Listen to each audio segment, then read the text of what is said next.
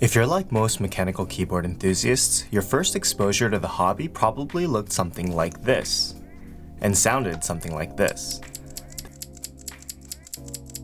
The Cherry MX Blue is the fan of gamers everywhere, but by the time you're watching a video like mine, your tastes have probably changed to somewhere on the thock clack spectrum. As a result, the clicky switch is the red-headed, or should I say blue-headed, stepchild of the MX switch family. Even in my own reviews, I have never reviewed a clicky switch. Well, that's changing today.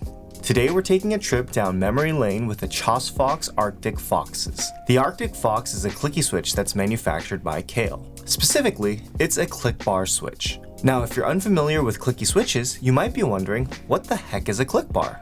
So it's time for some switch history. The original clicky switch, the Cherry MX Blue, used a small plastic piece with a tactile leg that floated over a straight pole stem. The actuation of that floating piece, or the click jacket, causes the click sound beloved by gamers and hated by coworkers everywhere. However, the click jacket design has a few flaws. First, there is no click on the upstroke because the jacket compresses into the stem on the downstroke and it doesn't reset until the stem returns. That might not be considered a flaw, but if I'm going to use a clicky switch, I want maximum click, not half a click. Second, and probably the most important flaw, is that the click jacket feels a little mushy and the sound is a bit rattly. Enter the click bar. First introduced by Kailh with their box switch line in 2017, the click bar uses a small metal bar by the LED slot that hits the housing when actuating the switch, which causes a sharp click on both the downstroke and the return. The main benefit to the click bar is a much cleaner click and a consistent tactility. Now, I can't talk about box switches without at least mentioning the box switch debacle. A bit after box switches were released, there were reports that the stem dimensions were out of spec, which led to a lot of stretched GMK keycaps and a lot of pissed off enthusiasts. Kailh fixed their molds with V2 box switches, and any that are on the market now don't have that issue, or they shouldn't. But if you're buying box switches on the aftermarket, make sure they aren't V1 switches from way back in the day. Getting back to the Arctic Foxes,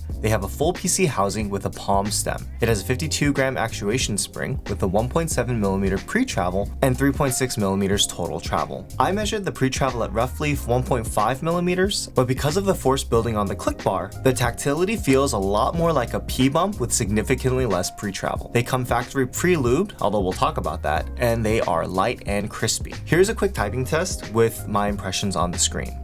Before I start, do me a favor and let me know in the comments what your ideal typing test length is before you skip away, because I want to make sure these videos are bringing as much value as these clicky switches are assaulting my ears. Here we go.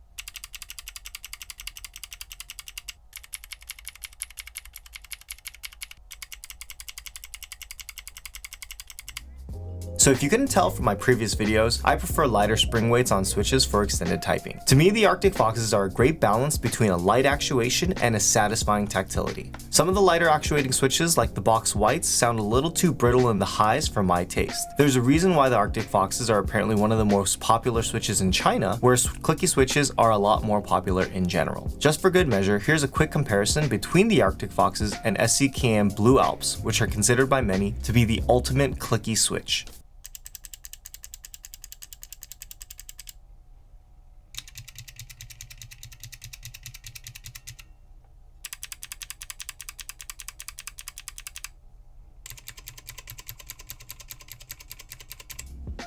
Although the Alps kind of have a progressive feel to them, kind of like the box pale blues, the sound of a click bar switch is uniquely satisfying. Now let's talk about modding the switch. Unlike click jacket switches like the Cherry MX Blue, which you can't really lube in the traditional way, click bar switches can be lubed on the bottom housing rails and stem sliders. One other interesting thing I discovered about the box switches is that unlike the Cherry MX design, which uses the stem legs to engage the leaf, which then closes an electrical connection to send actuation signal to your computer, box switches are open by default, and the stem has a progressive ramp that interrupts the signal until the switch actuates at the bottom of the ramp. Also, the springs are thinner than standard Cherry MX springs, so keep that in mind if you want to try spring swapping box switches, because you're going to have to buy box specific springs. Here's a quick sound test after I lubed the switch with Krytox 205G0 over the factory lube. Talking about the factory lube, I used 205 versus a thinner lube like 3203 or 3204 because the factory lube consisted pretty much of just donut dipping the springs in a thicker gel that looked like dielectric grease. I lubed all four sides of the stem, avoiding both the actuation ramp and the click leg. I also spread the grease a little over the bottom housing, and I lubed the top housing as well. Here's a quick typing test.